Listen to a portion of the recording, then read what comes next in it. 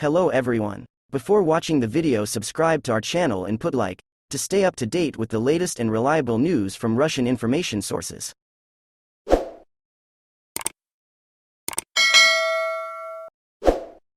Russian President Vladimir Putin has publicly approved the evacuation of civilians from parts of Russian-occupied Kherson in southern Ukraine. Kyiv's forces have been steadily advancing on the strategic port city. Mr. Putin said people living in dangerous areas should leave as the civilian population should not suffer. At least 70,000 people are reported to have been moved already from Kherson, the only major city gained by Moscow since its troops invaded in February. Civilians at risk from shelling and attacks should be removed, Mr. Putin said, during the Unity Day holiday in Moscow's Red Square.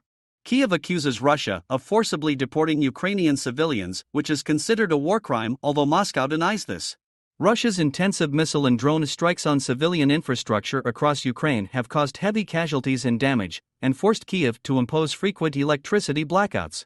Mr. Putin's comments followed reports on Thursday that Russian soldiers, too, had been leaving Kherson in what would mark a major withdrawal. A Kremlin-installed official in the region, Kirill Stremusov, told Russian media that Moscow was likely to pull its troops from the area. Ukrainian officials remained cautious, warning that the reported move could be a trap to lure their soldiers into dangerous areas. Kherson was captured soon after Russia attacked its neighbor on February 24, but recently Ukrainian forces have steadily recaptured territory on the city's outskirts. Civilians were first urged to leave Kherson in the middle of last month, as the Russian army switched the city to defensive mode. Military commanders later said they had completed an operation to evacuate the city's residents, ahead of an expected battle there. Russia claims the Kherson region and 3 other Ukrainian regions as its own territory, though it does not fully control any of them. It hastily arranged local referendums to justify the claim, a move condemned internationally. Russia also annexed Ukraine's Crimea Peninsula in 2014. During Friday's speech in Red Square, Mr. Putin also said some 318,000 military recruits had signed up for duty during a mobilization, now complete, exceeding his target of 300,000. Of these, Mr. Putin said 49,000 were already involved in active fighting, a figure not independently verified by the BBC. Meanwhile, a Russian private military company, the Wagner Group, has opened its first official headquarters in St. Petersburg. Its fighters are reported to be active in the Russian campaign in Ukraine, and it has recruited prisoners to fight there, in exchange for their sentences being commuted in Russia. Wagner soldiers have repeatedly been accused of human rights violations, including in Syria, Libya, and other conflicts.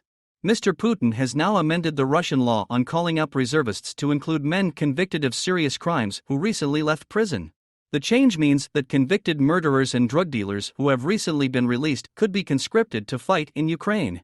Former prisoners convicted of sex crimes against children or terrorism are still excluded from serving. In his latest comments on the war, Ukrainian President Volodymyr Zelensky attacked the absolutely insane stubbornness of the owners of today's Russia. He said his enemy was uninterested in peace talks, but was instead sending people to the meat grinder, both mobilized troops and mercenary fighters. Referring to the week's fiercest fighting, Mr. Zelensky singled out the eastern towns of Bakhmut and Soledar.